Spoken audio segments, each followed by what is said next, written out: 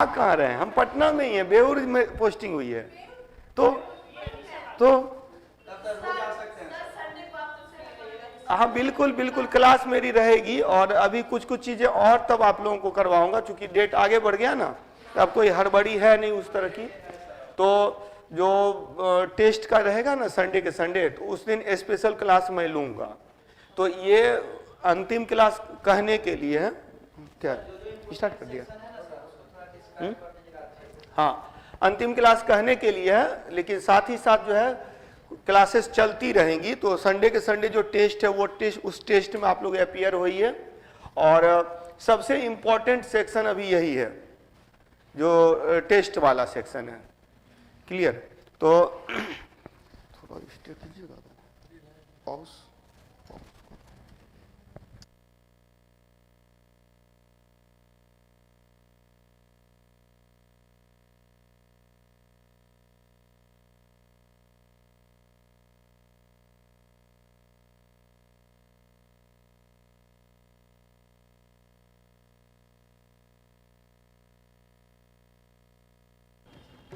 तो आज हम लोग गांधी युग प्रारंभ कर रहे हैं। और गांधी युग में मैंने पहले भी आप लोगों की क्लास ली है, लेकिन गांधी युग वाली जो क्लास थी, पिछली क्लास जो थी, तो वो कॉन्सेप्ट बेस्ड अधिक थी, फैक्चुअल बातें कम थी।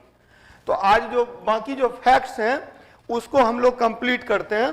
तो गांधी युग जैसा कि है 1915 टू 1947, 1915 से 1947 तक के काल को, from 1915 to 1947, it is called Gandhian age in Indian history. तो भारतीय इतिहास में इसे गांधी युग की संज्ञा दी गई है। हालांकि कई जगह पर गांधी युग का जो कॉन्सेप्ट है वो आता है कि जहां से गांधी जी का स्वतंत्रता आंदोलन में पदार्पण होता है। तो दो बातें हैं, गांधी जी का भारत आगमन और दूसरा गांधी जी का स्वतंत्रता आंदोलन में पदार्पण, दोनों में फर्क है। गांधी जी केम इन इंडिया इन 1915, 1915 में आए थे, 9 जनवरी को आए थे। कहां से? दक्षिण अफ्रीका से। लेकिन उन्होंने योगदान दिया स्वतंत्रता आंदोलन में, वो 17 के बाद दिया। ठीक है, तो 17 से दिया। 17 में 1917 में उन्होंने फर्स्ट यूज किया सत्याग्रह का, प्रथम प्रयोग किया सत्याग्रह का, चंपारण सत्याग्रह से। तो 1917 और पहली बार अखिल भारतीय स्तर पर गांधी जी की जो भूमिका है वो 1919 में है, जब उन्होंने खिलाफत में भाग लिया। तो इसीलिए मैक्सिमम बुक्स में गांधी युग को रखा जाता है 1919 से 1948, टिल हिज डेथ, उनकी मृत्यु तक।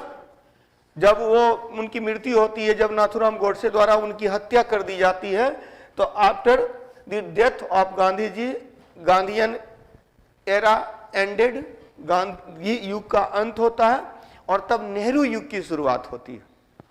नेहरू युग, क्योंकि आप देखेंगे 1948 से लेकर 1964 तक, फ्रॉम 1948 टू 1964, जो नेहरू की ही बातें हो रही है। नेहरू ही एक तरह से देखा जाए तो सत्ता के केंद्र में है, पावर में है। तो वो नेहरू युग के रूप में जाना जाता है, जो आजादी के बाद का भारत है। और आजादी के बाद का भारत जब आप पढ़िएगा, बिपिन चंद्रा की एक किताब भी है, आजादी के बाद भारत, आफ्टर इंडिपेंडेंस, जो इंडिया है, ये एक बुक बिपिन चंद्र के द्वारा लिखी गई है। तो उसमें भी नेहरू युग का कॉन्सेप्ट है 1948 टू 1964। तो 1919 से 1919-20 के बाद जो गांधी जी कह देते थे वही होता था। और इसी संदर्भ में माउंटबेटन ने उनको वन मैन बाउंड्री फोर्स कहा था। वन मैन बाउंड्री फोर्स जो कहा था वो इसी संदर्भ में कहा था कि जिस समय विभाजन की बात हो रही थी, जिस समय मतलब कि आजादी मिलनी थी, दंगे फसाद हो रहे थे, जो काम अंग्रेजी सेना नहीं कर पा रही थी, लोगों के विद्रोह को दबा नहीं पा रही थी, क्रांति को दबाया नहीं जा रहा था, एकमात्र गांधी जी के कहने से वह विद्रोह समाप्त हो जाता, मतलब वो आंदोलन, दंगे फसाद समाप्त हो जाते हैं, जब गांधी जी ने एक्सेप्ट किया कि विभाजन, चलो विभाजन को स्वीकार करता हूं, जबकि उन्होंने कहा था विभाजन मेरी लाश पे होगी। तो ये चीज है। तो गांधी युग कि वास्तविक शुरुआत अगर देखा जाए तो 1919-20 से होती है और 1947-48 तक। और ऐसे अगर देखेंगे भारत में गांधी जी का आगमन होता है 1915 में। तो थोड़ा सा गांधी जी के बारे में आप लोग जान रहे हैं, उसको भी देख लेते हैं कि 2 अक्टूबर 1869, 2 अक्टूबर 1859 को इनका जन्म हुआ था। 1869 में, 1869 में इनका जन्म हुआ था। और 1869 यानी कि अच्छा, ये याद करने का एक तरीका भी होता है कि 1469 में गुरु नानक साहब का जन्म है, तो 400 साल बैक कर चले गए गुरु नानक साहब। तो गुरु नानक साहब से ये याद करने का एक तरीका है। इससे एक फैक्ट और आपको याद रहेगा कि गुरु नानक साहब का जन्म कब हुआ, 1469 में। इसके बाद आप देखेंगे इनका जन्म स्थान पोरबंदर गुजरात में है। पोरबंदर गुजरात में गांधी जी का जो जन्म हुआ था। गांधी जी के पिता है करमचंद गांधी, जो कि दीवान थे। और करमचंद गांधी, इनका पूरा नाम है मोहनदास करमचंद गांधी। तो करमचंद गांधी पिताजी का नाम भी इनके साथ में इंक्लूडेड है। इनकी माता पुतलीबाई, जो कि करमचंद गांधी जी की चौथी पत्नी थी। इनसे पहले जो 3 पत्नियां थी, तो प्रेगनेंसी की पीरियड में उनकी मृत्यु हो गई थी, तो ये चौथी पत्नी थी। और उनसे ये पुत्र थे। पत्नी कस्तूरबा बाई, कस्तूरबा, तो कस्तूरबाई और कुछ इंक्लूडेड था, जिसको कि शॉर्ट करके गांधी जी ने इनको कस्तूरबा कहा था। बाद में बा के नाम से फेमस हुई थी, इनको बा के नाम से फेमस हुई थी। इनके 4 पुत्र थे, हरिलाल, मनीलाल, रामदास और देवदास। ठीक है। तो इन्होंने अपनी जो आरंभिक पढ़ाई थी वो पोरबंदर में किया, उसके बाद राजकोट में आगे पढ़े और फिर बैरिस्ट्री करने के लिए इंग्लैंड चले गए थे। तो ये आरंभिक जीवन है। और इनसे संबंधित कुछ अन्य तथ्य देखते हैं कि बचपन में मेनियो, मोहनदास करमचंद गांधी जो है मेनियो के नाम से, जैसे बचपन का नाम नहीं होता है टिंकू पिंकू, इस तरह से कहते हैं शॉर्ट में, तो मेनियो के नाम से इनको पुकारा जाता था। रविन्द्रनाथ टैगोर ने महात्मा का संबोधन दिया, लेकिन महात्मा के संबोधन में भी 3 व्यक्ति जुड़े हुए हैं, 3 लोग जुड़े हुए हैं। विकिपीडिया पर आप जाइएगा तो देखेंगे कि लेकिन जो सबसे पॉपुलर हुए थे, तो चंपारण सत्याग्रह के बाद रविन्द्रनाथ टैगोर ने इनको महात्मा का संबोधन दिया था। तो ऑथेंटिक जो है, अदरवाइज 1915 में ही इनको महात्मा की उपाधि मिली थी। तो 2 लोगों के द्वारा और भी उपाधियां दी जाती है, लेकिन कुल मिलाकर के जो फेमस है, रविन्द्रनाथ टैगोर ने चंपारण सत्याग्रह के बाद इनको महात्मा की उपाधि दी थी। बापू के संदर्भ में भी कई कॉन्सेप्ट है। जो बापू के संदर्भ में जवाहरलाल नेहरू ने भी इनको बापू कहा था और राष्ट्रपिता कहा था सुभाष चंद्र बोस ने। थोड़ा स्पेलिंग मिस्टेक वगैरह है, इनको इग्नोर करना है। फैक्ट्स है, फैक्ट्स ज्यादा से ज्यादा आपको दिमाग में डालना है। हम लोग जो बात कर रहे हैं, वास्तव में बात कर रहे हैं 1919 से 1947 की बात कर रहे हैं, क्योंकि पिछले क्लास में मैंने 1919 तक पहुंचा दिया था। जो स्पेशली जो 1916 में कौन सी घटना घटती है, 1916 में होम रूल लीग आंदोलन हुआ था। तो होम रूल लीग आंदोलन तक की बात हम लोगों ने की थी। और उसके बाद 1919 में 4 घटनाक्रम है। जो 4 घटनाक्रम है, उससे पहले गांधी जी का कुछ आंदोलन है, और इस पर भी एक क्लास आप लोगों की हो चुकी है। तो हम लोग यहाँ बात कर रहे हैं, कुछ फैक्चुअल बातें कर रहे हैं। अर्धनग्न फकीर बोला था चर्चिल ने कहा था, चर्चिल फ्रैंक मॉस ने। तो चर्चिल, विंस्टन चर्चिल, जो कि ब्रिटेन के प्रधानमंत्री भी बने थे, तो उन्होंने अर्धनग्न फकीर कहा था। 1 मैन बाउंड्री फोर्स कहा था लॉर्ड माउंटबेटन ने 1946 में, आजादी के समय में। और इसके अलावा खान अब्दुल गफ्फार खान को सीमांत गांधी कहा जाता है, सीमांत गांधी कहा जाता है खान अब्दुल गफ्फार खान को।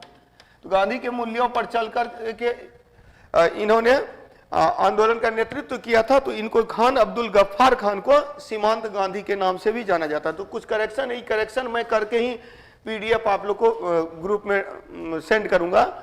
लेकिन ये है कुछ फैक्ट्स हैं, जो सिंपल फैक्ट्स आप लोगों ने पहले भी पढ़ रखा है कि बचपन का नाम मोहनदास करमचंद गांधी, महात्मा इनको रविन्द्रनाथ टैगोर ने कहा था।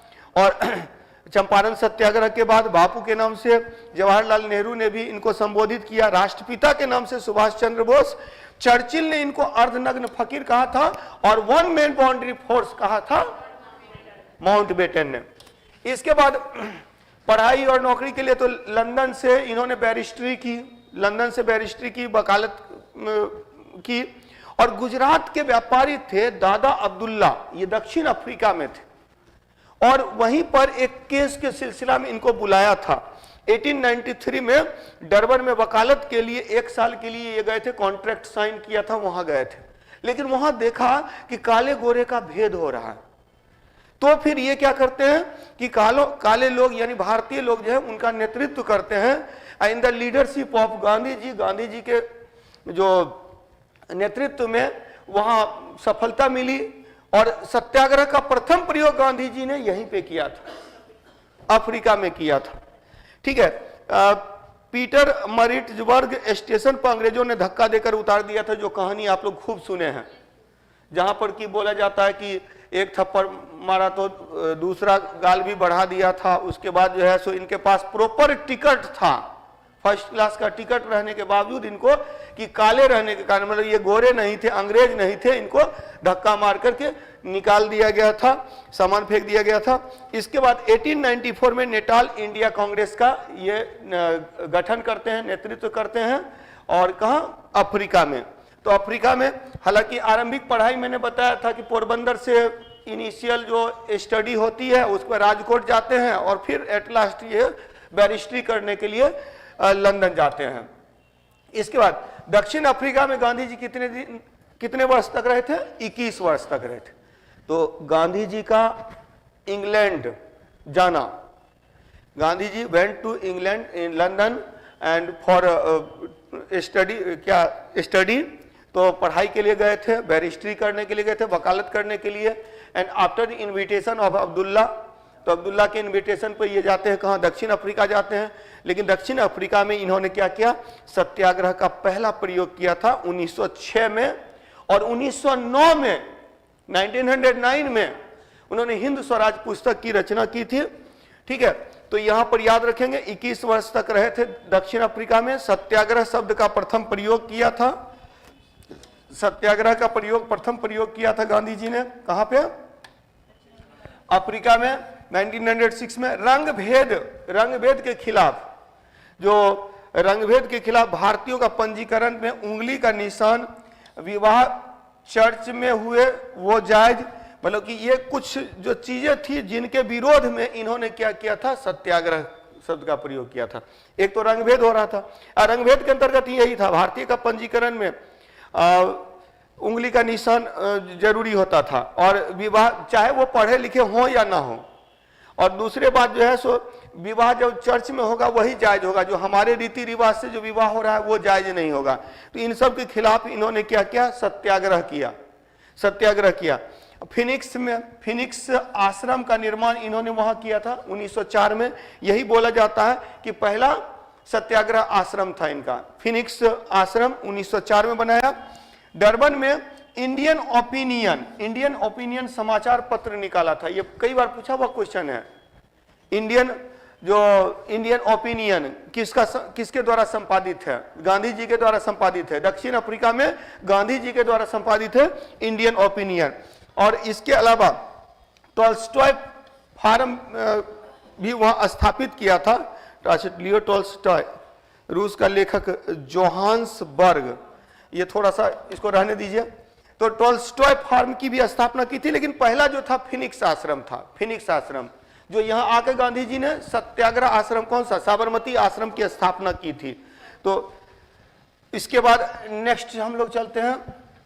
यहां पर हम लोग 1915 से लेकर के 1947 तक का सफर तय करेंगे।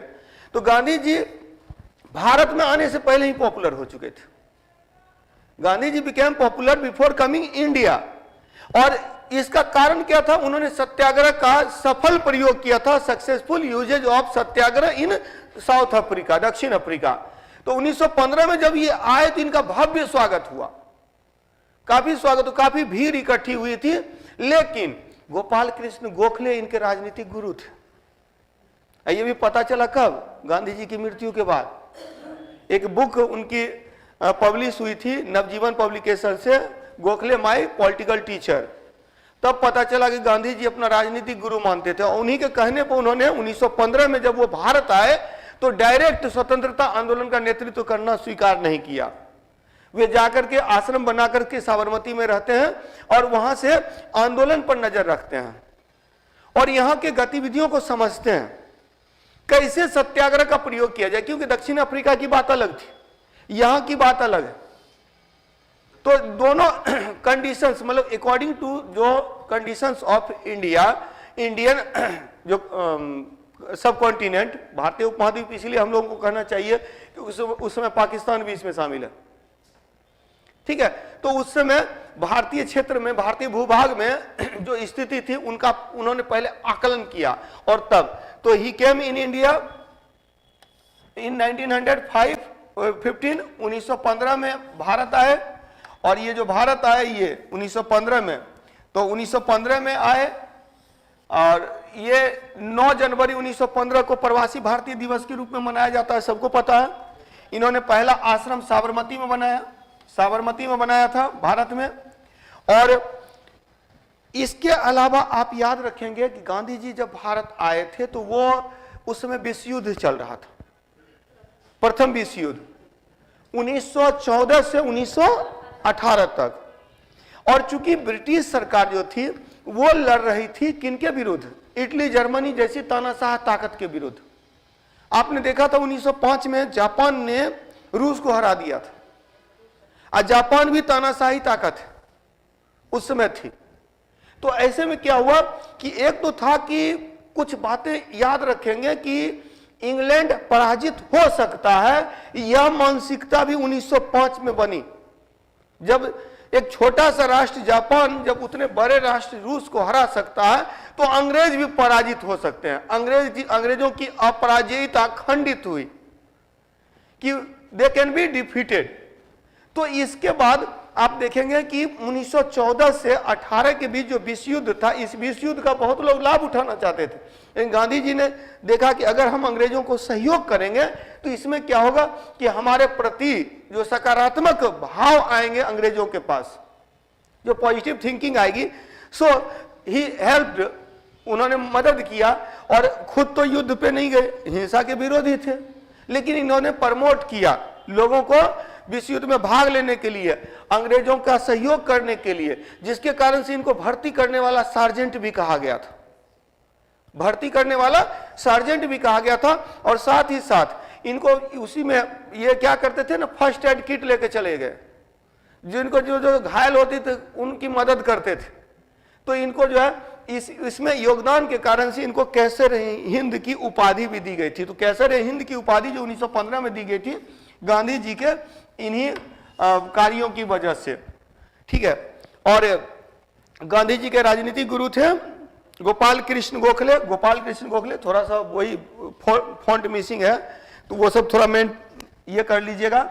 और 19 फरवरी 1915 को 19 फरवरी 1915 को गोखले की मृत्यु हो जाती है, गोपाल कृष्ण गोखले की मृत्यु हो जाती है। तो नरम पंथ के 3 प्रमुख स्तंभ थे, नरम पंथ के 3 प्रमुख स्तंभ थे। कौन कौन? गोपाल कृष्ण गोखले, फिर फिरोज शाह मेहता, बदरुद्दीन तैयब जी बोला जाता है। इसके अलावा केटी तेलंग वगैरह भी है, और लोग भी हैं। लेकिन याद रखिएगा मुख्य रूप से फिरोज शाह मेहता और गोपाल कृष्ण गोखले की वजह से गरम पंथियों को बाहर रखा गया था, और इन दोनों का देहांत हो जाता है। फिरोज शाह मेहता और गोपाल कृष्ण गोखले दोनों की मृत्यु हो जाती है 1915 में। तो 1916 का जो समझौता हुआ था ना, लखनऊ समझौता, जिसमें नरम दल गरम दल एक हुए थे, इसमें एक बात इसकी भी भूमिका है, ये भी याद रखेंगे।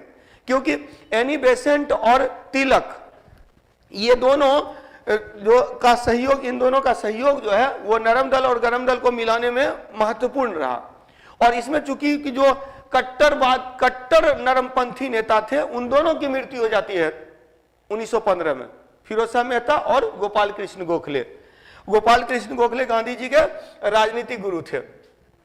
इसके बाद गांधी जी ने क्या किया, प्रथम विश्व युद्ध में अपना सहयोग किया, और फिर वे आंदोलन पर नजर रखने लगे कि आखिर भारतीय स्वतंत्रता आंदोलन की जड़ में क्या है। देखिए गांधी जी ने एक चीज समझा, हम लोग कुछ भी अनुमान ही लगा सकते हैं, उस महामानव को समझ नहीं सकते हैं, क्योंकि देखिए उन्होंने जो कार्य किया उनको उसका नतीजा यह था कि जो एक सामान्य व्यक्ति भी स्वतंत्रता आंदोलन में रुचि लेने लगे, तो ये उस महामानव की ही भूमिका है जिसको कि भुलाया नहीं जा सकता है। और रही बात की एक सामान्य जन भी उनको अपना नेता माना, और अपना नेता मानने का कारण था कि जब चंपारण सत्याग्रह के बाद, वो मैंने बताया भी था कि उन्होंने देखा कि ज्यादा जनसंख्या है जिनके पास की पहनने के लिए कपड़ा तक नहीं है, और इसीलिए उन्होंने अपना सूट बूट त्याग दिया और आधी धोती पर वो अपनी पूरी जिंदगी बिताए।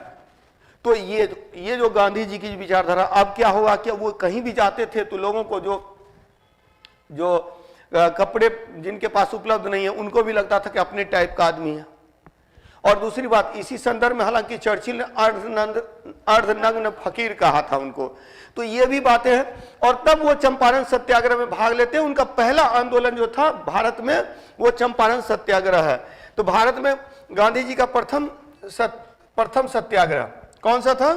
चंपारण सत्याग्रह 1916 में एनआईसी के नेशनल इंडियन कांग्रेस के लखनऊ अधिवेशन में पहली बार भाग लिए थे गांधी जी।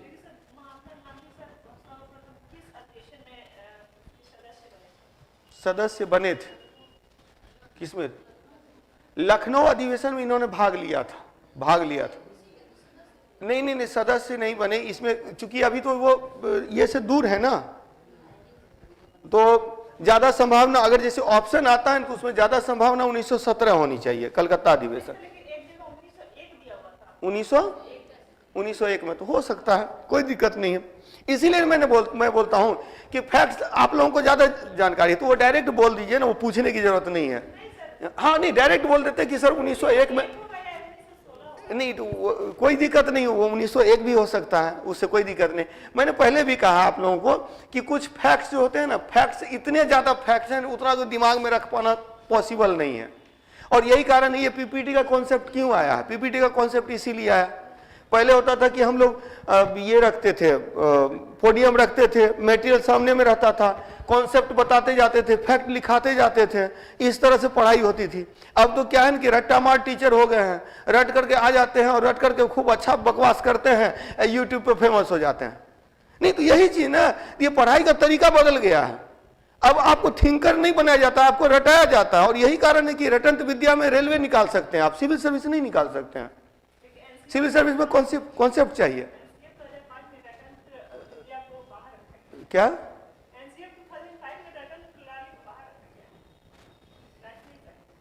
नहीं, वही बात तो मैं बोल रहा हूं कि नहीं तो वो उससे बाहर निकलिए, और फैक्ट्स वगैरह है ना, जितना मैं करवा दे रहा हूं वो सफिशिएंट है। इससे कम जानकारी में मेरा निकल गया, मैं सेलेक्ट हो गया। और इससे कम जानकारी में आप लोग को पढ़ाने के क्रम में ज्यादा मेहनत करना पड़ रहा है, ज्यादा चीजों को इकट्ठा करना पड़ता है। उसके बाद भी देखता हूं कि कुछ फैक्ट छूट ही जाता है। तो ये चीजें हैं। चलिए, तो चंपारण सत्याग्रह इनका प्रथम सत्याग्रह था। गांधी जी देखिए, गांधी जी कांग्रेस के मेंबर कभी भी बने हो, लेकिन भारत आगमन के बाद पहला जो कांग्रेस अधिवेशन था वो था लखनऊ अधिवेशन, जिसमें गांधी जी ने भाग लिया था। और इसमें राजकुमार शुक्ल, जो संत राउत के बुलाने पर यह आए थे, राजकुमार शुक्ल आए थे यहाँ पर, किसमें? लखनऊ अधिवेशन में। और तब राजकुमार शुक्ल ने इनको आमंत्रित किया, गांधी जी को आमंत्रित किया था और चंपारण सत्याग्रह के लिए। और नील की खेती करने वाले जो किसान थे, इसी को ब्लू, जो क्या बोलते हैं, नील की खेती ना, ब्लू, हाँ ब्लू इंडिगो या इंडिगो रिवॉल्यूशन भी बोलता है, ब्लू भी बोला जाता है। तो नील विद्रोह अलग है, वो भी याद रखिएगा, जो कि था सन्यासी विद्रोह जिसका आधार है। एक यहां पर नील की खेती है। बिहार के चंपारण में 3 कठिया व्यवस्था थी, जिसमें 20 कट्ठा यानी 1 बीघा में 3 कट्ठा में नील की खेती करना अनिवार्य था। और जो खेती की जाती थी वो जमीन पे, वो जमीन क्या हो जाता था? बंजर हो जाता था। और इसके कारण से क्या हुआ कि नील के किसान जो थे वो, उनको भोजन उपलब्ध नहीं हो पाता था। और तब उन लोगों ने क्या किया आंदोलन किया और इस आंदोलन में भाग लेने के लिए गांधी जी को आमंत्रित करने के लिए राजकुमार शुक्ल गए थे।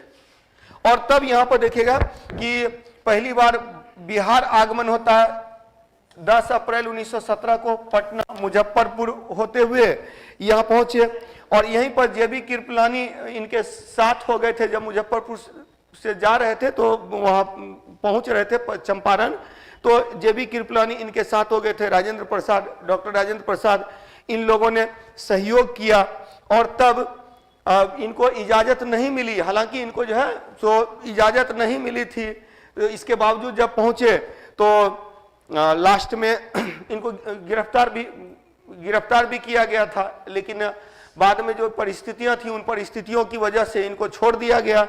और फिर ये नील की खेती से संबंधित एक कमेटी बनती है, जांच कमेटी बनती है, उस जांच कमेटी के इनको मेंबर बनाया जाता है। तो गवर्नर ईस्टवर्ड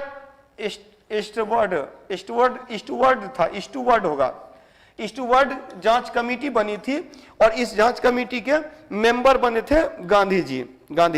और इसके जो अध्यक्ष थे वो FG स्लार्ड थे। फिर फॉन्ट मिसिंग के कारण से थोड़ी दिक्कत हो रही है, यहाँ वो पूरा जो है मीनिंग ही चेंज हो जा रहा है।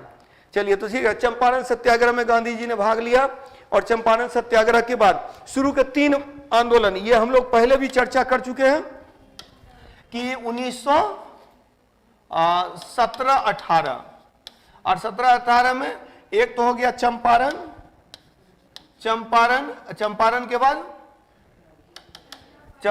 के बाद अहमदाबाद और उसके बाद नहीं, अहमदाबाद और खेड़ा है ना, तो 3 है। तो पहले खेड़ा है ना, फिर अहमदाबाद है। पहले खेड़ा है फिर अहमदाबाद, पहले खेड़ा है, खेड़ा के बाद जो है अहमदाबाद।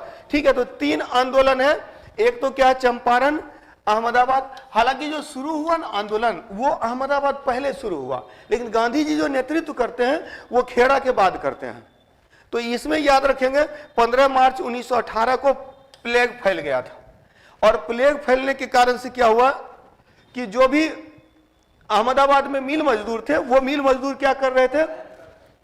पहले तो ध्यान में रखना होगा कि अहमदाबाद में जो मिल मालिक थे उन्होंने मजदूरों को बुला रखा था, तो मजदूर गांव से आकर के वहां मजदूरी करते थे और उनको 2 वक्त की रोटी नसीब नहीं होती थी जितना उनको वेतन मिलता था। प्लेग फैला तो सब लोग क्या हुआ कि भागने लगे, तो ऐसे में 50% बोनस दे दिया गया। इस पर चर्चा हो चुकी है, 50% बोनस दे दिया गया, जिस पर कि क्या हुआ कि अब मजदूर वापस जाने से रुक गए। लेकिन बाद में देखा गया कि जब प्लेग खत्म हुआ तो 50% बोनस को ये खत्म करना चाहते थे, लेकिन मजदूर इस बोनस को जारी रखना चाहते थे। और इसी संबंध में क्या हुआ कि 20% देने के लिए तैयार हुए और गांधी जी की भूमिका रही तो 35% पे मांग को स्वीकार किया गया। तो गांधी जी को अनुसुईया बेन साराभाई ने यहां बुलाया था। तो गांधी जी की सहयोगी अहमदाबाद में अनुसुईया बाई बेन थी। प्रथम आमरण अनशन इसी समय में गांधी जी ने किया था। आमरण अनशन पहली बार, सत्याग्रह का प्रथम प्रयोग चंपारण में, आमरण अनशन पहली बार अहमदाबाद में। इसके बाद हड़ताल हुई 21 दिन की। मालिक 20% देना चाह रहे थे, मजदूर 50% लेना चाह रहे थे। गांधी जी की भूमिका हुई और 35% पर मांग को स्वीकार कर लिया, बोनस 35% स्वीकार कर लिया गया। अच्छा, 1918 में ही अहमदाबाद टेक्सटाइल एसोसिएशन की स्थापना हुई थी। तो ये पहला एसोसिएशन आप मान सकते हैं कि मजदूरों का जो पहला एसोसिएशन 17-18 से ही देखिएगा। मजदूर एक सेक्शन और आप लोगों को करवाना है जो किसान आंदोलन और मजदूर आंदोलन से रिलेटेड है। कुछ चीजें है ना, समाज सुधार आंदोलन, वो सब इनके साथ साथ चल रही हैं, तो जिसको सेपरेट करके भी बताया जा सकता, तो सेपरेट करके हम लोग करेंगे, काम करेंगे। अब समय मिल गया है, अदरवाइज जो है सो वो सब अपने से करने की चीजें थी। इसके बाद खेड़ा में हुआ किसान आंदोलन। तो चंपारण में नील की खेती से संबंधित तिनकठिया व्यवस्था के विरुद्ध प्रतिक्रिया थी। अहमदाबाद में मिल मजदूर आंदोलन था और फिर से किसान आंदोलन, ये पीजेंट्स फार्मर्स मूवमेंट है। खेड़ा सत्याग्रह, खेड़ा गुजरात में स्थित है। 1918 में अकाल पड़ा, लोग जो है सो लगान देने में असमर्थ थे, दे वर अनेबल टू पे रेवेन्यू, लैंड रेवेन्यू, बट लेकिन जो है सो अंग्रेज डिमांड कर रहे थे। तो ऐसे में क्या हुआ, खेरा सत्याग्रह हुआ, जिसमें कि गांधी जी के साथ कौन थे, सरदार वल्लभ भाई पटेल थे, और गांधी जी ने खेरा सत्याग्रह में भाग लिया और लगान की माफी हुई। तो इस तरह से यहां भी सफलता पाई। तो आरंभिक 3 आंदोलन से गांधी जी को जो सफलता मिली, और पॉपुलर तो वो हो चुके थे दक्षिण अफ्रीका से ही, लेकिन इन 3 आंदोलनों में जो भूमिका है, इसमें एक राष्ट्रीय नेता की एक छवि बनी। और यही कारण है कि गांधी जी को आगे आंदोलन के लिए आधार तैयार हुआ। और इसमें सबसे महत्वपूर्ण भूमिका इसके बाद रही थी किसका, तो खिलाफत आंदोलन का। लेकिन खिलाफत आंदोलन से पहले कुछ घटनाक्रम है जिसको कि आपको दिमाग में रखना है, और ये है 1919। हालांकि 1919 में 4 बातें हैं, 4 चीजें हैं जिस पर चर्चा थोड़ी हो चुकी है। 1919 में पहला क्या था, याद है कि पहला तो है मॉन्टेग्यू चेम्सफोर्ड सुधार, मॉन्टेग्यू चेम्सफोर्ड सुधार, मॉन्टेग्यू चेम्सफोर्ड सुधार। इसके बाद मॉन्टेग्यू चेम्सफोर्ड सुधार के बाद जो आता है रॉलेट एक्ट, रॉलेट एक्ट के बाद रॉलेट एक्ट के बाद आता है जालियांवाला बाग हत्याकांड, जालियांवाला बाग हत्याकांड। और तब गांधी जी की जो भूमिका है वो सबसे महत्वपूर्ण रही खिलाफत आंदोलन। ये 4 घटनाएं जो है वो इन चारों घटनाओं के क्रम में, चूंकि रॉलेट एक्ट का भी गांधी जी ने विरोध किया, काला कानून कह के इसका विरोध किया गया। अच्छा, यहां पर याद रखेंगे, यहां जो रॉलेट एक्ट है तो यहां कुछ चीजें हैं जो कि दोनों से मिला हुआ है। खलीफा तुर्की में रहते थे, हाँ, तुर्की के जो हेड थे वो खलीफा थे। तो खलीफा तुर्की में रहते थे, और खलीफा का पद समाप्त कर दिया गया था प्रथम विश्व युद्ध के बाद। तो खलीफा के समर्थन में विश्व के मुसलमानों ने आंदोलन किया, और वह आंदोलन भारत में भी हुआ, वही खिलाफत आंदोलन है।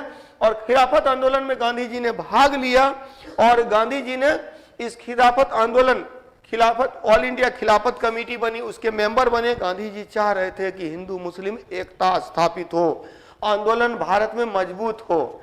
और एक चीज याद रखेंगे, 1909 के बाद 1906 में मुस्लिम लीग की जब स्थापना हुई तो हिंदू मुसलमान के बीच की दूरियां बढ़ने लगी थी। इन दूरियों को पाटने का प्रयास किया था मोहम्मद अली जिन्ना ने, जिनके प्रयासों से 1916 में लखनऊ समझौता हुआ और हिंदू मुसलमान एक हो गए। कांग्रेस और मुस्लिम लीग ने एक साथ रह करके क्या किया कि हाँ, आंदोलन का नेतृत्व किया। और आप देखेंगे कि 1916 का ही प्रभाव था कि बाद में 1928 तक मुस्लिम लीग अलग से एक्टिव नहीं है, मुस्लिम लीग अलग से सक्रिय नहीं है। तो इसकी ये लखनऊ समझौता का ही प्रभाव था। और इसमें गांधी जी ने महत्वपूर्ण भूमिका निभाई जब रॉलेट एक्ट बना, और जो खिलाफत आंदोलन है इनमें जो है सो गांधी जी की खिलाफत आंदोलन में मेनली भूमिका है। तो यह देखिए, दोनों को एक साथ रखा गया है। एक तो खलीफा वाली बात चल रही है और दूसरा यहाँ रॉलेट एक्ट चल रहा है। तो रॉलेट एक्ट के विरोध में, रॉलेट एक्ट सिडनी रॉलेट जज की सिफारिश पर एक एक्ट बना था, इसको काला कानून कहा जाता है। यह था बिना वकील, बिना अपील, बिना दलील का कानून। यानी किसी के ऊपर भी शक होता है तो उस शक के बिना पर गिरफ्तार किया जा सकता है।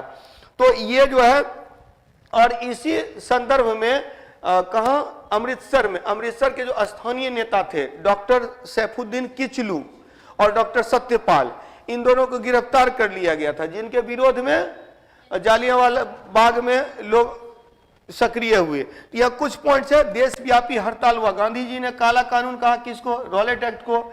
रॉलेट एक्ट कब पारित हुआ, तो 17 मार्च 1919 को।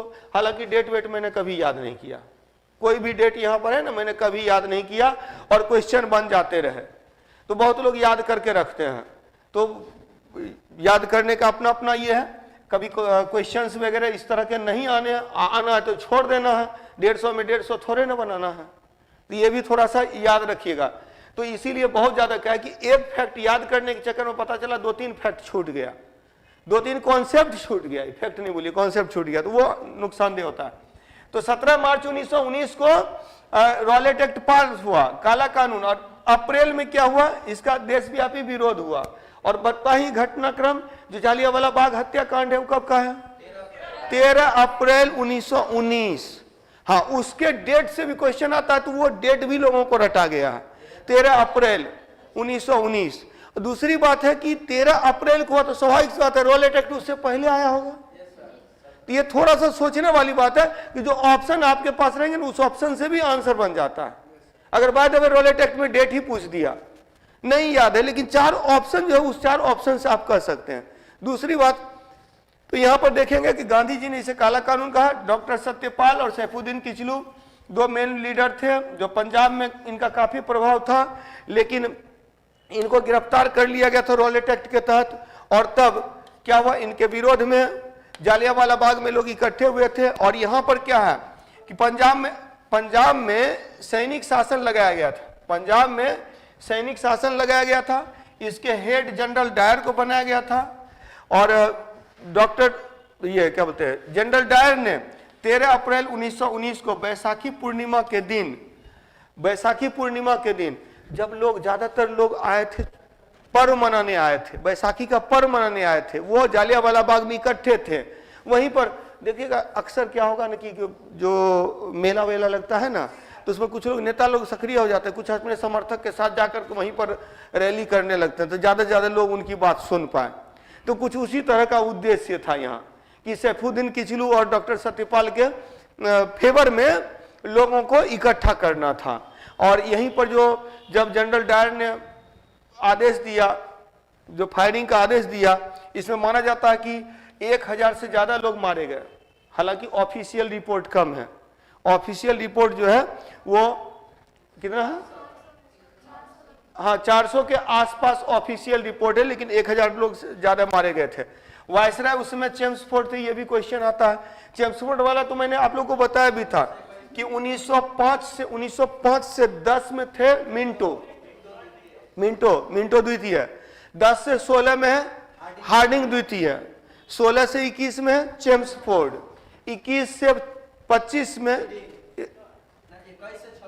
21 से 26 तक है, 21 से 26 तक है रीडिंग। उसके बाद है इरविन है 21 से 1931 तक।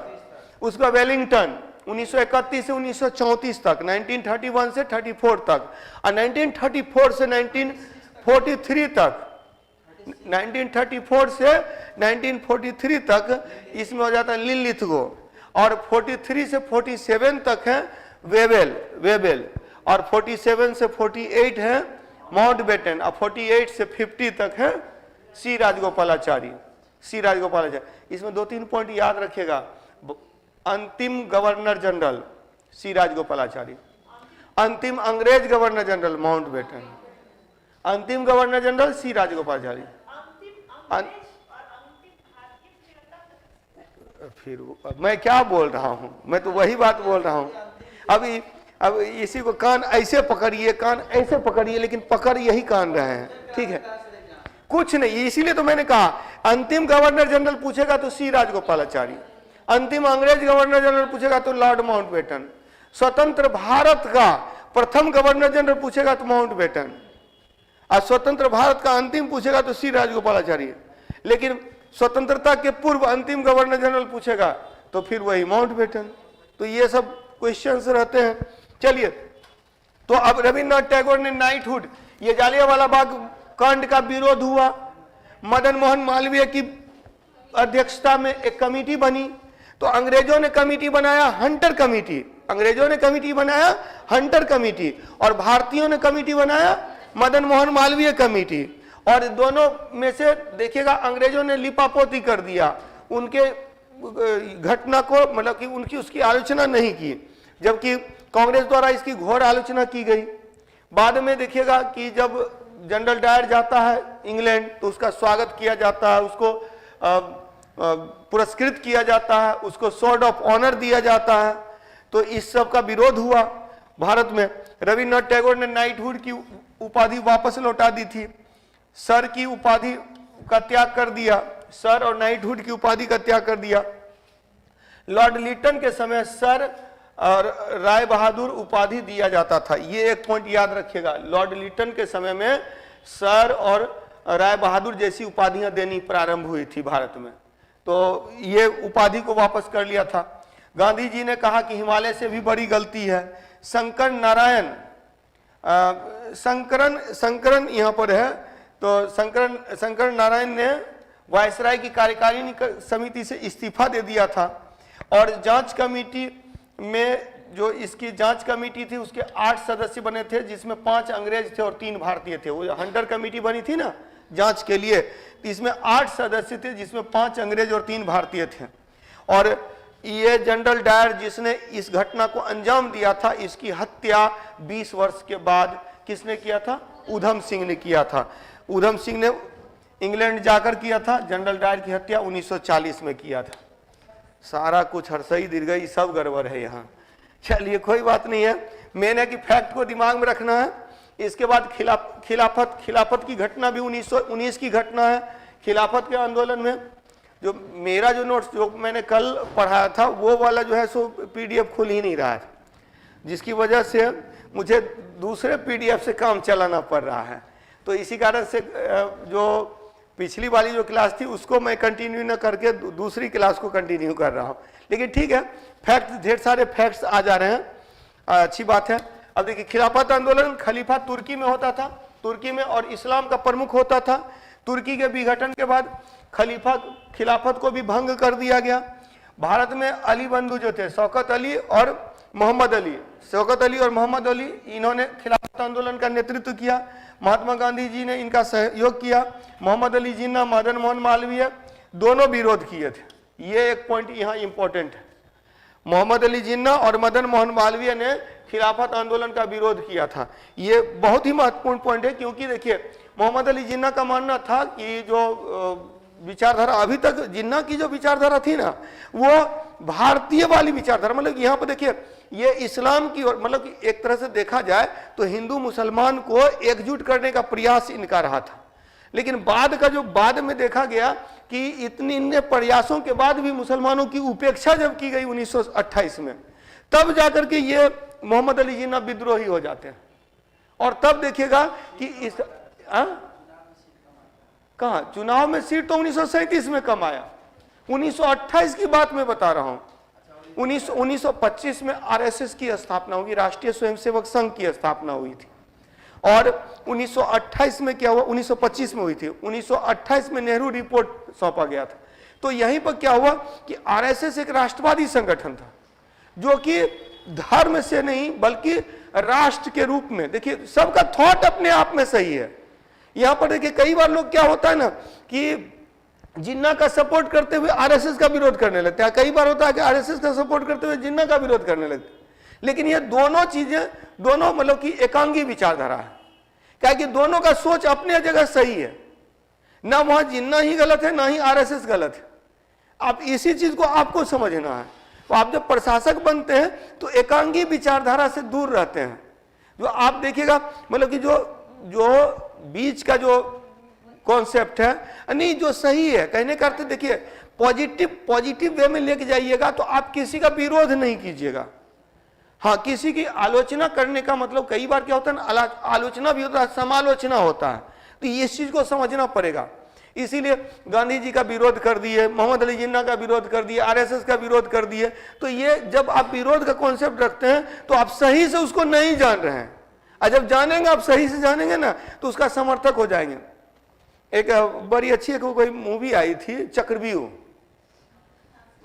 एक मूवी आई थी, और उस मूवी में देखिएगा कि एमसीसी का विरोध करने के लिए, मतलब एमसीसी का विरोध हो रहा है और उसके लिए भेजा जाता है एक सैनिक को, जो खुफिया बन करके जाता है, और जब वो एमसीसी को समझता है तो फिर देखिए वही एमसीसी का झंडा बुलंद कर देता है। तो मतलब ये, तो कहीं ना कहीं जब आप विरोध कर रहे हैं किसी चीज का, तो उसको नहीं जान रहे हैं। अगर सही ढंग से आरएसएस को समझ जाइएगा तो आप भी आरएसएस का झंडा बुलंद करने लगिएगा। जो मतलब एक जो राष्ट्रवादी विचारधारा, एक राष्ट्रवाद का जो एक कॉन्सेप्ट है जिसमें पूरे देश को एकीकृत करने का कॉन्सेप्ट है, तो वहां धर्म मायने नहीं रख रहा है। और यहां पर क्या है कि उसी में जो एक धर्म का पक्ष था जिस पर पृथक निर्वाचन मंडल लाया गया था, अब उसी को उसको क्या किया गया, स्वीकार कर लिया गया और वहां पर 1928 में उसका विरोध किया गया और जिसके कारण से फिर जो लोग उसके समर्थक थे वो विरोधी हो गए। तो यही चीज है, वो समय के साथ साथ परिस्थितियां बदलती हैं और जो निर्णय लिए जाते हैं, लेकिन उस समय के जो आधार पर चीजों को देखे जाने की आवश्यकता है। ठीक है, हकीम अजमल खान ने हाफिज उल मुल्क की उपाधि को त्याग दिया।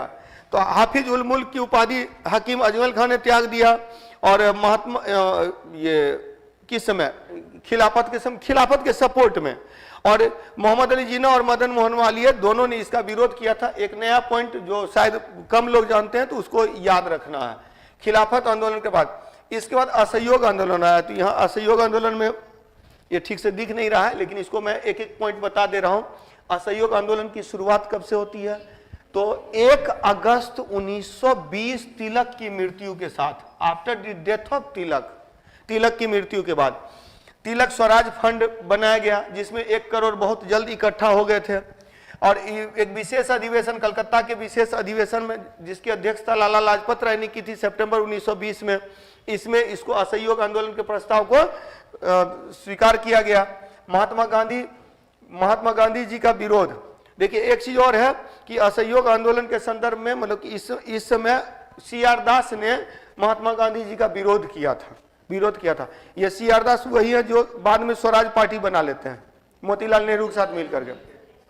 तो ये एक पॉइंट याद रखिएगा कि दिसंबर 1920 में नागपुर अधिवेशन में विजय राघवाचार्य थे और इस समय प्रस्ताव CR दास के द्वारा प्रस्तुत। तो शुरू में एक चीज और यह कि शुरू में CR दास विरोध करते हैं, लेकिन बाद में फिर इसको स्वीकार करते हैं। लेकिन फिर जब असहयोग आंदोलन अपने चरम पे है, तब गांधी जी जब वापस ले लेते हैं तो कुछ लोग इनके विरोधी हो जाते हैं। और तब इस संदर्भ में आप देखिएगा जितने भी नए नेता थे, जवाहरलाल नेहरू, सुभाष चंद्र बोस और इसके अलावा जो कुछ और लोग जो स्वराज पार्टी वाले हैं, तो मोतीलाल नेहरू या CR दास वगैरह, तो ये सब कहीं ना कहीं गांधी जी के इस विचार से सहमत नहीं थे कि असहयोग को वापस लिया जाए। और यही कारण है कि कुछ विरोध का भी सामना करना पड़ा। रविन्द्रनाथ टैगोर ने विरोध किया। अच्छा, रविन्द्रनाथ टैगोर का जो कॉन्सेप्ट था ना, वो कॉन्सेप्ट भी अंग्रेजों के विरोध में नहीं था। अंग्रेजों के सहयोग, मतलब ये कुछ मामलों में अंग्रेजी शिक्षा के समर्थक, अंग्रेजी व्यवस्था के समर्थक थे। बहुत सारे ऐसे नेता हुए जो कि अंग्रेजी शासन के विरोधी नहीं है और वो बुद्धिजीवी, शिक्षित बुद्धिजीवी वर्ग हैं। और उसी में देखिएगा जो सार्वभौमिकता का एक नियम लेके चलते थे, यूनिवर्सल थॉट लेके चलते थे, तो उसमें रविन्द्रनाथ टैगोर भी थे। रविन्द्रनाथ टैगोर के तुलना में, जैसे गांधी जी से कई बार तुलना की जाती है, तो रविन्द्रनाथ टैगोर व्यवस्था का विरोध ना करके वो चाहते व्यवस्था परिवर्तन की बात करते हैं और व्यवस्था परिवर्तन के लिए वो शिक्षा पर बल देते हैं। तो उनका एक अलग कॉन्सेप्ट है। तो अंग्रेजी शिक्षा को के ये समर्थक भी रहे थे। और विदेशी वस्तुओं को जलाना एक निष्ठुर बर्बादी है, ये रविन्द्रनाथ टैगोर ने कहा था। महात्मा गांधी ने केसर हिंद की उपाधि जो है वापस लौटा दी थी और 5 फरवरी 1922 को चौरी चौरा थाना में जो आग लगी थी, जिसके कारण से आंदोलन को रोक दिया गया। तो असहयोग आंदोलन पे भी हम लोग चर्चा कर चुके हैं कि भारत में प्रथम राष्ट्रीय जन आंदोलन असहयोग आंदोलन था। प्रथम जन आंदोलन स्वदेशी आंदोलन था। प्रथम अखिल भारतीय जन आंदोलन असहयोग आंदोलन था। और गांधी जी ने प्रथम अखिल भारतीय आंदोलन में भाग लिया, वो खिलाफत आंदोलन था। 3 बातें हैं, तीनों को ध्यान में रखना है। भारत में प्रथम जन आंदोलन स्वदेशी आंदोलन, भारत में प्रथम अखिल भारतीय जन आंदोलन असहयोग आंदोलन। अब प्रथम अखिल भारतीय आंदोलन जिसमें गांधी जी ने भाग लिया वो खिलाफत आंदोलन। तो तीनों में फर्क याद रखिएगा। यही पीटी के स्तर पर इसी सब चीज पर ध्यान देना रहता है। और भारतीयों को हिमालय से भी बड़ी गलती चौरा चौरी कांड हुआ है। गांधी जी ने इसको बड़ी गलती माना चौरी चौरा कांड को, और 12 फरवरी 1922 को बारदोली में असहयोग आंदोलन स्थगित कर दिया। जमनालाल बजाज राय बहादुर की अच्छा, राय बहादुर की उपाधि जो लौटाया था जमनालाल बजाज ने लौटाया था, असहयोग आंदोलन के समय में लौटाया था, असहयोग आंदोलन के समय में लौटाया था। 1921, एक पॉइंट ये भी याद रखिएगा, 1921 में प्रिंस ऑफ वेल्स का भारत आगमन हुआ था। तो भारत आगमन हुआ था तो उनका विरोध किया गया था, इस पर चर्चा पहले भी कर चुका। 1921 में प्रिंस ऑफ वेल्स का भारत आगमन, 1921 में प्रिंस ऑफ वेल्स का भारत आगमन। अब प्रिंस ऑफ वेल्स कौन होता है पता है ना? इंग्लैंड के राजा बनने से पहले जो राजकुमार होते थे उनको प्रिंस ऑफ वेल्स बनाया जाता था। प्रिंस ऑफ वेल्स, आप लोगों को पता है ना, इंग्लैंड, स्कॉटलैंड और वेल्स ये तीनों मिला करके ग्रेट ब्रिटेन होता था। और ग्रेट ब्रिटेन में का जो राजा होता था, जो इंग्लैंड का राजा होता था, इंग्लैंड का राजा बनने से पहले राजकुमार की ताजपोशी होती थी और उसको प्रिंस ऑफ वेल्स बनाया जाता था। इसीलिए जब भी राजा कहीं जाते थे या राजा का कहीं प्रोग्राम होता था तो उनके एवज में अगर कभी उनके इंस्टीड ऑफ किंग अगर कोई प्रेजेंट रहता था तो वो प्रिंस ऑफ वेल्स होता था। तो 1921 में प्रिंस ऑफ वेल्स का भारत आगमन हुआ था। क्लियर?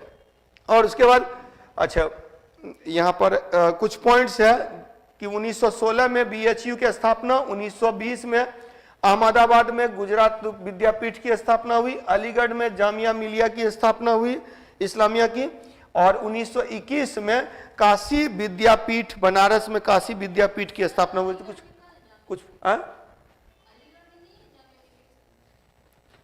जामिया मिलिया इस्लामिया दिल्ली में, अलीगढ़ मुस्लिम, हाँ अलीगढ़ मुस्लिम विश्वविद्यालय, ये थोड़ा सा गड़बड़ यहाँ पर है। चलिए इसको अलीगढ़ को काट दीजिए। तो जामिया मिलिया इस्लामिया और अहमदाबाद में, ये कुछ पॉइंट्स है, रहने दीजिए, कुछ पॉइंट्स इसमें एक्स्ट्रा इंक्लूडेड है, इसको गांधी जी से या उस आंदोलन से नहीं। इस क्रम में याद रखिएगा कि BHU की स्थापना 1916 में हुई थी। इस पर शायद एक क्लास में शिक्षा का विकास मैंने बताया भी है, एजुकेशन का विकास बताया, उसमें लिखाया भी है, तो वो वाली क्लास देख लीजिएगा, उसमें सफिशियंट है मटेरियल। अच्छा, अब जो घटनाक्रम है इसको थोड़ा सा देख लेंगे। हालांकि यहाँ पर ढेर सारे घटनाक्रम छूट रहे हैं तो इसको मैं यहाँ बता दे रहा हूँ, इसको आप लोग याद रखिएगा। ये घटना 1920-22 में असहयोग आंदोलन हुआ, 1921 में प्रिंस ऑफ वेल्स का भारत आगमन हुआ, 1922 में चौरी चौरा कांड हुई और असहयोग आंदोलन को रोक दिया गया। 1923 में, इस पर चर्चा हम लोग पहले भी कर चुके हैं, स्वराज पार्टी की स्थापना की थी, किसने? मोतीलाल नेहरू और CR दास ने। क्यों किया था स्वराज पार्टी की स्थापना? स्वराज पार्टी की स्थापना इसीलिए किया था कि हम अगर बाहर रहेंगे, विधानसभा से बाहर रहेंगे, चुनाव, असहयोग आंदोलन जब वापस लिया गया तो अगले वर्ष जो आम चुनाव होने वाले हैं उस आम चुनाव में भाग लेना नहीं था कांग्रेस को। तो ऐसे में कुछ लोगों ने सोचा कि अगर हम लोग भाग ही नहीं लेंगे, हम लोग वहां जाएंगे ही नहीं, तो विरोध कैसे होगा? तो वो लोग तो जो मन में आएगा वो प्रस्ताव पारित कर देंगे। तो ऐसे में कुछ लोग थे जिन्होंने सोचा कि हम लोग अंदर जा करके, विधानसभा में जा करके और तब विरोध करेंगे, और उन्होंने ही स्वराज पार्टी बनाया जिसमें कि मोतीलाल नेहरू और CR दास थे। और इनका स्वराज पार्टी को कुछ सफलताएं भी मिली थी, इस पर चर्चा हो चुकी है कि 1919 के अधिनियम की जांच करने के लिए मुड्डीमैन कमेटी का गठन किया गया था। फिर 1925 में केंद्रीय विधायिका के जो सभापति बने थे वो विट्ठल भाई पटेल बने थे। विट्ठल भाई पटेल बने थे तो पहली बार कोई विधानसभा अध्यक्ष भारतीय बना था, निर्वाचित हुआ था। तो ये दो महत्वपूर्ण सफलताएं स्वराज पार्टी को मिली थी।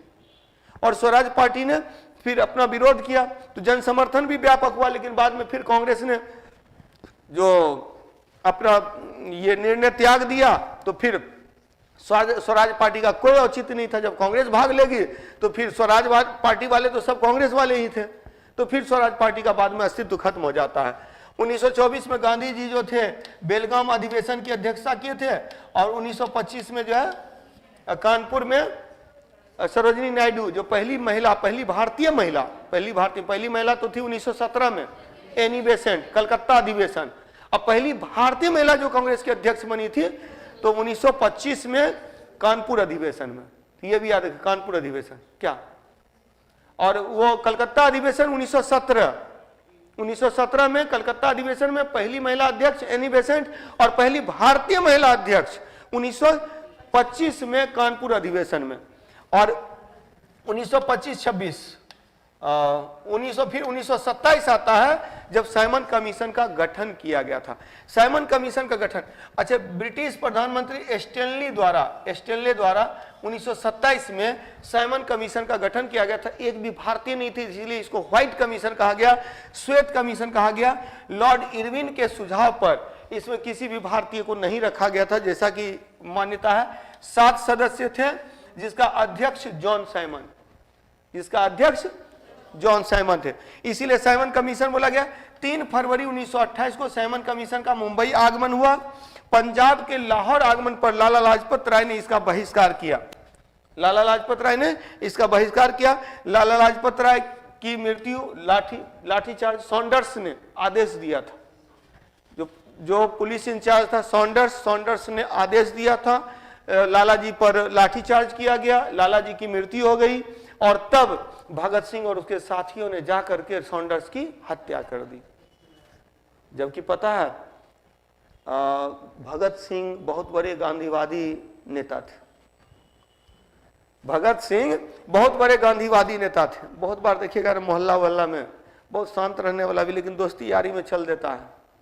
तो वही था कि सारे फ्रेंड्स ने डिसाइड किया कि मारना है सॉन्डर्स को, तो ये भी चले गए। समाजवादी सोच के थे, गांधीवादी विचारधारा से प्रेरित थे, गांधी के बहुत बड़े अनुयायी थे भगत सिंह, और बहुत कम उम्र में बहुत अधिक पॉपुलैरिटी गेन कर ली थी। तो कई बार लोगों को लगता है कि गांधी जी को शायद इसके कारण से जो कहने का अर्थ है इतनी कम उम्र में इतना पॉपुलैरिटी ले लिया है और मेरी ही विचारधारा का प्रवर्तक है, तो शायद उनसे ज़्यादा मतलब कि हाँ, कई बार होता है ना कि ईर्ष्यावश, कुछ लोग मानते हैं कि ईर्ष्यावश, लेकिन ये चीज़ सोचना गलत होगा, क्योंकि इतने बड़े जो स्तर पर लोग हैं वो ईर्ष्या भाव क्या रखेंगे। दूसरी बात है कि गांधी जी की कुछ सोच थी, गांधी जी की सोच थी कि हिंसा का वो पुरजोर विरोध करते थे, और चूंकि हिंसा हुई थी। दूसरी बात है कि इन्होंने स्वीकार किया।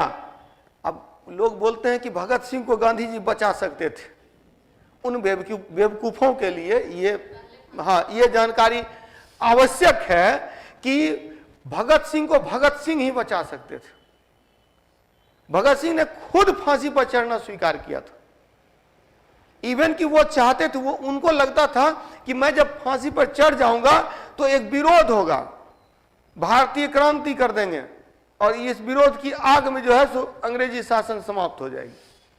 लेकिन उनकी सोच गलत थी, और गांधी जी इससे अवगत थे। गांधी जी जानते थे कि भारतीयों को बोलेंगे गोली बंदूक लेके चलो तो नहीं चलेंगे, बोलेंगे कि सब बैठ जाओ, आगे में हम बैठे रहेंगे तो सब बैठ जाएगा।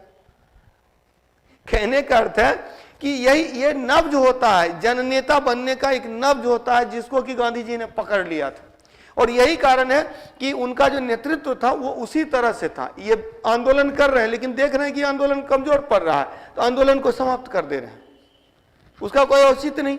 अब जब आंदोलन समाप्त कर रहे हैं तो उसके बाद फिर अगले आंदोलन की तैयारी कर रहे हैं, और अगले आंदोलन की तैयारी कैसे कर रहे हैं? रचनात्मक कार्य करके, चरखा चलाना सिखा रहे हैं, सफाई अभियान में निकल जा रहे हैं, हरिजन उत्थान का कार्य कर रहे हैं। तो ये सब जो है रचनात्मक कार्य के जरिए वो आंदोलन का आधार तैयार करते हैं। जब हमारे समर्थक रहेंगे तब ना आंदोलन में वो भाग लेंगे। अकेले जाइएगा आंदोलन कीजिएगा तो पुलिस पकड़ करके सीधे अंदर कर देगी। आपके साथ भीड़ रहेगा तो पुलिस को भी डर लगेगा। अब भीड़ कब जाएगा आपके साथ में?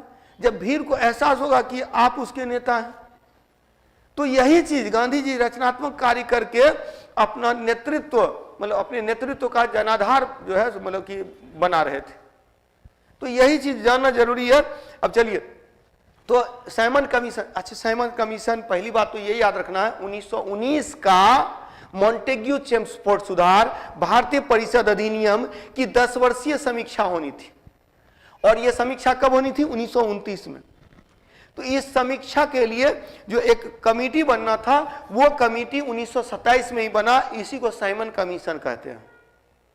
दिक्कत नहीं थी, दिक्कत इस बात की थी कि उसमें कोई भारतीय नहीं था। और जब विरोध हुआ 9 सदस्य सचिव जवाहरलाल नेहरू के नेतृत्व में, अच्छा इसको याद रखिएगा, जब विरोध हुआ साइमन कमीशन का, जब विरोध हुआ, तो जब साइमन कमीशन का विरोध हो रहा है तो चैलेंज किया गया, भारतीयों को चैलेंज दिया था। किसने चैलेंज दिया था?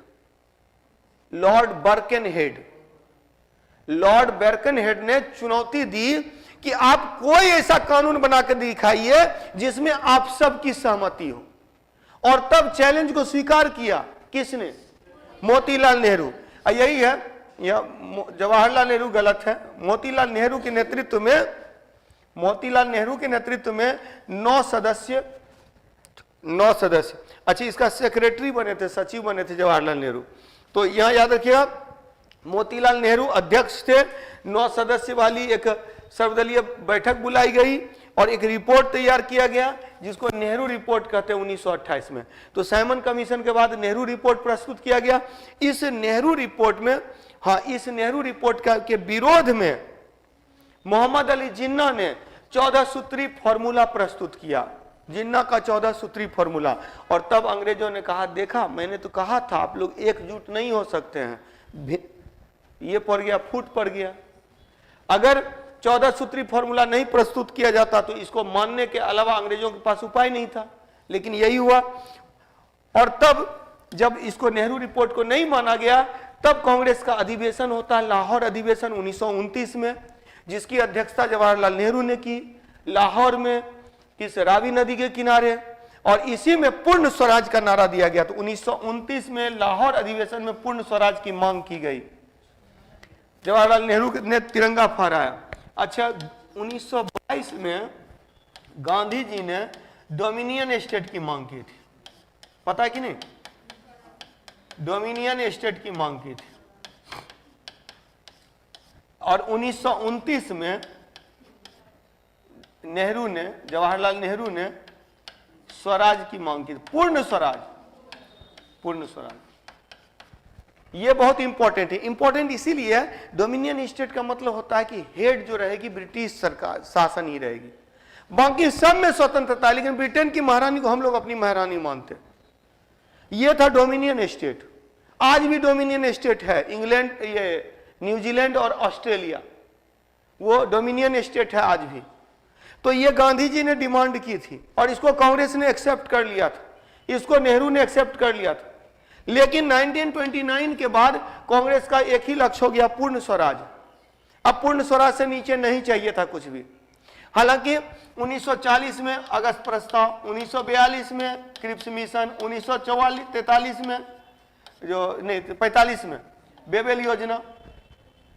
तो ये जितना भी प्लान आया बाद में, अगस्त प्रस्ताव, क्रिप्स मिशन और बेबेल योजना, इन सब में डोमिनियन स्टेट की बात की गई। लेकिन हमें चाहिए था पूर्ण स्वराज, तो इसीलिए हम लोगों ने इसको स्वीकार नहीं किया।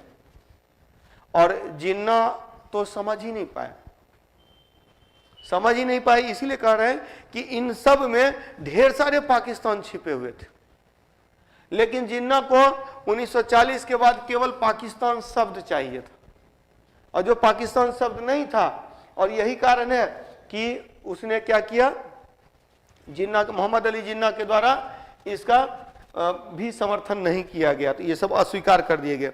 चलिए, तो याद रखेंगे 1929 में लाहौर में अधिवेशन हुआ था कांग्रेस का।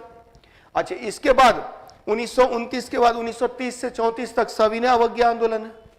सविनय अवज्ञा आंदोलन से रिलेटेड कुछ महत्वपूर्ण बिंदु है। 12 मार्च 1930 को साबरमती से डांडी तक की यात्रा प्रारंभ की गई थी, साबरमती से डांडी। और कितना, 358 किलोमीटर पैदल चले थे। 78 सत्याग्रही साथ में थे, गांधी जी को मिलाकर 78 + 1 79 लोग यहां से भाग लिए। और 6 अप्रैल को ये लोग, 5 अप्रैल को ही संध्या में पहुंच गए थे। तो 6 अप्रैल को बोला जाता है, 6 अप्रैल को इन्होंने नमक बना करके नमक कानून को तोड़ा और सविनय अवज्ञा डिसओबीडियंस ना, सिविल डिसओबीडियंस मूवमेंट, मतलब कि आज्ञा नहीं मानना है लेकिन विनय पूर्वक, सविनय। तो यही है सिविल डिसओबीडियंस मूवमेंट। और इसमें क्या हुआ, नमक कानून तोड़ करके सविनय अवज्ञा आंदोलन शुरू किया गया। बिहार से गिरिवर घाटी चौधरी है, गिरिवरधर चौधरी होगा, हाँ, गिरिवरधर चौधरी जो थे, इन्होंने भाग लिया था। गिरिवरधर चौधरी ने भाग लिया था। सुभाष चंद्र बोस ने इसकी तुलना नेपोलियन के एल्बा से पेरिस की यात्रा से किया था। एल्बा से पेरिस जो नेपोलियन गया था उससे किया था। वेब मिलर ने इसके बारे में लिखा था, जो कि एक अमेरिकी पत्रकार थे और ये साथ में थे। 5 मार्च 1930 को गिरफ्तार करके गांधी जी को क्या किया गया, नहीं 5 मार्च 1931 होगा ना, ठीक है, पूना, हाँ 5 मार्च 1930 को, अच्छा ये पूना के यरवदा जेल में इनको ले जाया गया था। तो यहाँ पर थोड़ा सा ये गड़बड़ है। सविनय, देखिए सविनय अवज्ञा आंदोलन 1930 से 34 है और हाँ 2 फेज में है। 1931 में गांधी इरविन समझौता होता है। इसको छोड़ दीजिए, इसको छोड़ दीजिए, इसको छोड़ दीजिए। यहाँ पर कुछ पॉइंट्स जो आपके काम का है। पहली बात तो साबरमती से दांडी की यात्रा है, 358 किलोमीटर की यात्रा है। 78 सत्याग्रही साथ थे, एक गांधी जी भी साथ में हो गए। 6 अप्रैल 1930 को नमक कानून को तोड़कर सविनय अवज्ञा आंदोलन प्रारंभ किया गया। बिहार से कौन भाग लिए थे, गिरिवरधर चौधरी, इन्होंने भाग लिया था। और सुभाष चंद्र बोस ने इसकी तुलना नेपोलियन के एल्बा से पेरिस की यात्रा से किया था। वेब मिलर अमेरिकी पत्रकार इस समय गांधी जी के साथ थे। तो यहाँ पर सविनय अवज्ञा आंदोलन, और सविनय अवज्ञा आंदोलन के बाद चलिए इसके बाद की जो घटनाक्रम है वो 1930 से 1947।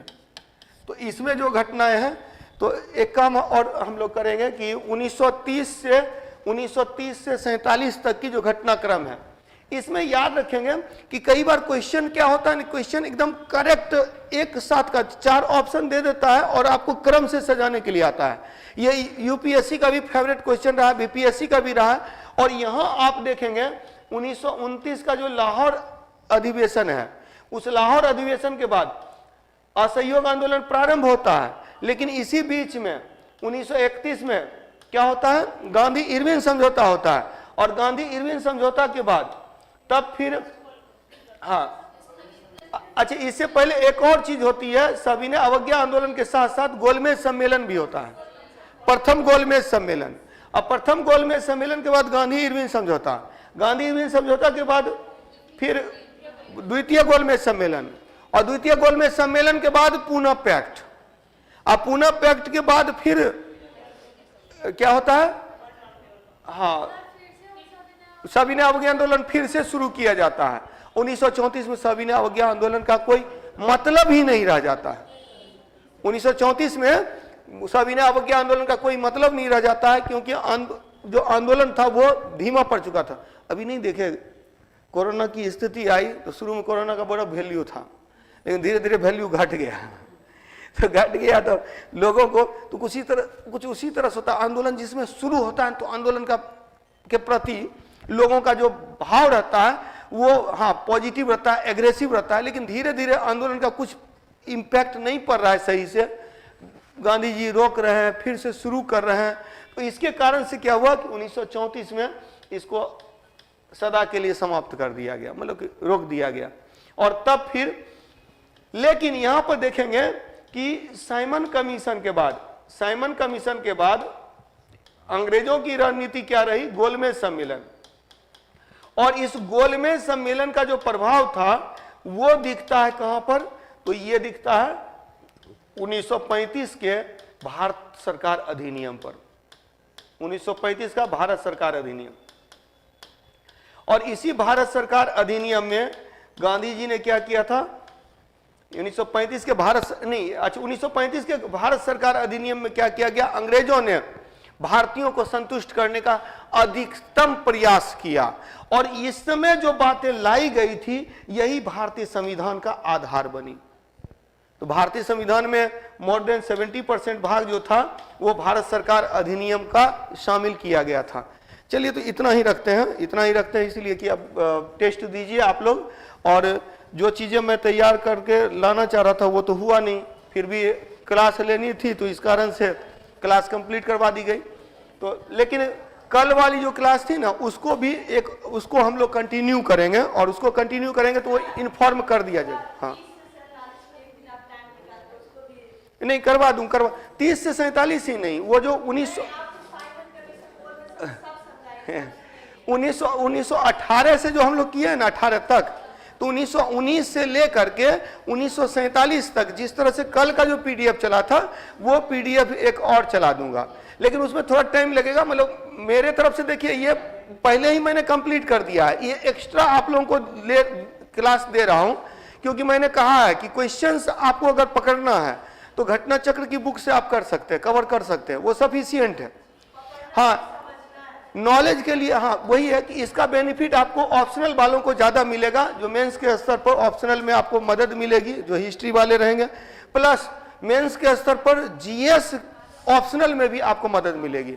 जो भारतीय इतिहास वाला जो है स्वतंत्रता संग्राम है तो उसमें आपको काफी मदद मिलेगी। इसी कारण से बार बार क्लासेस में ले रहा हूं आप लोगों की, ठीक है। अब बाकी फाउंडेशन बैच तो चल ही रहा है, तो फाउंडेशन बैच में तो कंटिन्यू चलता रहेगा, उसमें तो बहुत डेप्थ में जा रही है चीजें, तो उसको हम लोग कंप्लीट कर रहे हैं। तो कल से फाउंडेशन बैच भी कंटिन्यू रहेगा। वहाँ हम लोगों ने किया अभी तक जो बौद्ध धर्म जैन धर्म खत्म हुआ है, तो वहाँ पर मगध का उत्कर्ष शुरू हो रहा है, मगध का उत्कर्ष शुरू हो रहा है। तो ठीक ठीक नहीं ठीक है, उसको कंप्लीट करवा दिया जाएगा।